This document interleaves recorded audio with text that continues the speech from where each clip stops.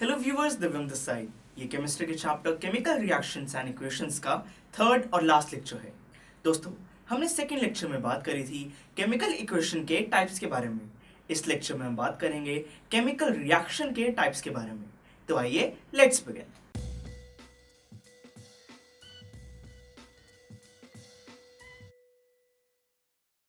Chemical reactions के total 5 types हैं। पहला टाइप है कॉम्बिनेशन रिएक्शन। कॉम्बिनेशन रिएक्शन में दो रिएक्टेंट्स होते हैं और वो एक प्रोडक्ट फॉर्म करते हैं। इसका एग्जांपल है जब हम मैग्नीशियम रिबन को बर्न करते हैं। बर्न करने को हम O2 यानी कि बर्न करने में ऑक्सीजन यूज होती है, इसलिए Mg plus O2 gives us magnesium oxide यानी MgO। तो इसके अंदर आप देख सकते हैं कि दो रिएक्टेंट्स हैं और एक सिंगल प्रोडक्ट फॉर्म होता है, इसलिए ये हमारा कॉम्बिनेशन रिएक्शन है।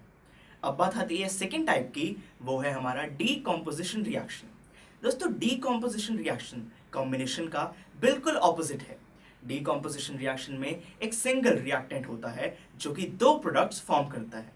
इस सिचुएशन में आप सोच रहे होंगे कि एक सिंगल केमिकल सब्सटेंस अपने आप कैसे रिएक्ट कर सकता है।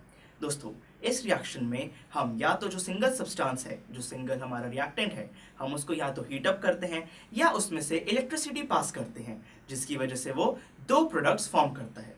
इसका एग्जांपल है कैल्शियम कार्बोनेट। जब हम कैल्शियम कार्बोनेट को हीट अप करते हैं तो उसके दो प्रोडक्ट्स फॉर्म होते हैं, वो हैं कैल्शियम ऑक्साइड और कार्बन डाइऑक्साइड गैस इवॉल्व होती है। तो दोस्तों, ये था डीकॉम्पोजिशन रिएक्शन। थर्ड टाइप है डिस्प्लेसमेंट रिएक्शन। दोस्तों, जिस रिएक्शन में रिएक्टेंट साइड पर एक एलिमेंट होता है और एक कंपाउंड होता है, जो कि रिएक्ट करने के बाद जो एलिमेंट है वो कंपाउंड के एक एलिमेंट को रिप्लेस कर देता है, उस रिएक्शन को हम डिस्प्लेसमेंट रिएक्शन कहते हैं। इसको हम इक्वेशन की फॉर्म से समझते हैं। सपोज कीजिए कि एक इक्वेशन में रिएक्टेंट साइड पर एक एलिमेंट है A और एक कंपाउंड है जो कि दो एलिमेंट से फॉर्म हुआ है, वो है BC, यानी कि A प्लस BC। ये रिएक्ट करते हैं और फॉर्म करते हैं B प्लस AC, यानी कि जो A था उसने BC में से B को रिप्लेस कर दिया, इसलिए फॉर्म हुआ B प्लस AC। तो इस रिएक्शन को हम बोलेंगे डिस्प्लेसमेंट रिएक्शन। इसका एग्जाम्पल है Zn प्लस HCl, यानी कि जब जिंक हाइड्रोक्लोरिक एसिड के साथ रिएक्ट करता है तब वो ZnCl2 और हाइड्रोजन गैस इवॉल्व करता है। तो इसलिए इस इक्वेशन में भी जो जिंक है उसने हाइड्रोजन को रिप्लेस किया और फॉर्म किया ZnCl2 और हाइड्रोजन अलग से इवॉल्व हुई। I hope it's clear. Fourth type है डबल डिस्प्लेसमेंट रिएक्शन। दोस्तों, जिस रिएक्शन में रिएक्टेंट साइड पर दो कंपाउंड्स होते हैं जो कि रिएक्ट करने के बाद अपने एलिमेंट्स एक्सचेंज करते हैं, उसको हम डबल डिस्प्लेसमेंट रिएक्शन कहते हैं। अगर हम इसे इक्वेशन की फॉर्म में समझें तो बनेगा AB plus CD gives us AC plus BD। इसके अंदर इन्होंने अपने एलिमेंट्स एक्सचेंज किए। I hope it's clear. इसका एग्जांपल है NaOH plus HCl gives us NaCl plus H2O। इसमें आप देख सकते हैं कि ये डबल डिस्प्लेसमेंट रिएक्शन है। दोस्तों, अब बात करते हैं फिफ्थ और लास्ट टाइप के बारे में, वो है ऑक्सीडेशन रिडक्शन रिएक्शंस। दोस्तों, जिस रिएक्शन में प्रोडक्ट साइड पर ऑक्सीजन एड अप हो जाए, उस रिएक्शन को हम ऑक्सीडेशन रिएक्शन कहते हैं। इसमें एक कंडीशन और है, या तो ऑक्सीजन ऐड हो जाए या फिर हाइड्रोजन रिमूव हो जाए। इसका एग्जांपल है कॉपर को जब हम ऑक्सीजन के साथ रिएक्ट करते हैं तब कॉपर ऑक्साइड फॉर्म होता है, यानी कि रिएक्टेंट साइड पर जो कॉपर था वो प्रोडक्ट साइड पर अब कॉपर ऑक्साइड है, यानी कि उसमें ऑक्सीजन एड अप हुई है, इसलिए ये रिएक्शन ऑक्सीडेशन रिएक्शन है। पर दोस्तों, जिस रिएक्शन में ऑक्सीजन रिमूव हो जाती है या फिर हाइड्रोजन ऐड हो जाती है, उस रिएक्शन को हम रिडक्शन रिएक्शन कहते हैं। इसका एग्जांपल है कॉपर ऑक्साइड को जब हम हाइड्रोजन के साथ रिएक्ट करते हैं तब हमारे पास प्रोडक्ट्स आते हैं कॉपर और वाटर। तो इसमें आप देख सकते हैं कि कॉपर ऑक्साइड रिएक्टेंट साइड पर था और ये प्रोडक्ट साइड पर कॉपर बन गया, यानी कि इसमें से ऑक्सीजन रिमूव हो गई, इसलिए ये रिडक्शन रिएक्शन है। और साथ में आप ये भी नोटिस कर सकते हैं कि जो हाइड्रोजन रिएक्टेंट साइड पर था वो अब प्रोडक्ट साइड पर वाटर बन चुका है, यानी कि उसमें ऑक्सीजन एड अप हो चुकी है, इसलिए ये ऑक्सीडेशन रिएक्शन भी है। तो दोस्तों, जिस रिएक्शन में ऑक्सीडेशन और रिडक्शन दोनों रिएक्शन इन्वॉल्व हो, उस रिएक्शन को हम रेडॉक्स रिएक्शन कहते हैं। I hope it's clear.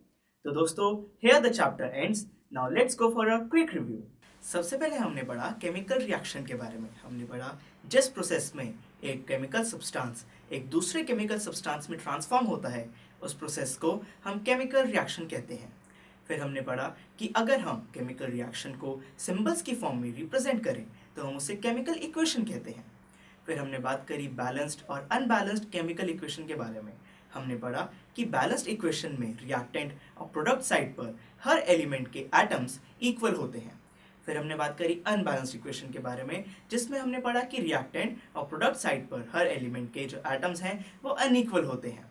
फिर हमने पढ़ा कि एक अनबैलेंस्ड इक्वेशन को बैलेंस कैसे करते हैं। हमने उसमें टेबल फॉर्म किया और एटम्स को इक्वेट किया। तो दोस्तों ये था केमिकल इक्वेशन के टाइप्स। फिर हमने बात करी थी केमिकल रिएक्शन के टाइप्स के बारे में। हमने 5 टाइप्स पढ़े। पहला था कॉम्बिनेशन रिएक्शन। उसके अंदर 2 रिएक्टेंट्स होते हैं जो कि एक सिंगल प्रोडक्ट फॉर्म करते हैं। फिर हमने पढ़ा डीकम्पोजिशन रिएक्शन के बारे में, जिसमें सिंगल रिएक्टेंट होता है जो कि हीट या इलेक्ट्रिसिटी की वजह से 2 रिएक्टेंट्स फॉर्म करता है। फिर हमने पढ़ा डिस्प्लेसमेंट रिएक्शन के बारे में, जिसमें रिएक्टेंट साइड पर एक एलिमेंट होता है और एक कंपाउंड होता है। जो एलिमेंट है वो कंपाउंड के किसी एलिमेंट को रिप्लेस करता है। फिर हमने बात करा डबल डिस्प्लेसमेंट रिएक्शन के बारे में, जिसमें हमने पढ़ा कि 2 कंपाउंड्स होते हैं जो कि अपने एलिमेंट्स एक्सचेंज करते हैं। और दोस्तों लास्ट टाइप था रिडक्शन और ऑक्सीडेशन रिएक्शन। हमने इन दोनों के बारे में पढ़ा कि जिसके अंदर ऑक्सीजन ऐड होती है या हाइड्रोजन रिमूव होती है, हम उसको ऑक्सीडेशन रिएक्शन कहते हैं। और जिसके अंदर हाइड्रोजन ऐड होती है या फिर ऑक्सीजन रिमूव होती है, हम उसे रिडक्शन रिएक्शन कहते हैं। और जिन रिएक्शन में ऑक्सीडेशन और रिडक्शन दोनों रिएक्शन होते हैं, हम उनको रिडॉक्स रिएक्शन कहते हैं। तो दोस्तों ये था केमिकल रिएक्शंस एंड इक्वेशंस, हमारा केमिस्ट्री का पहला चैप्टर। नेक्स्ट चैप्टर का नाम है एसिड, बेसिस एंड सॉल्ट्स।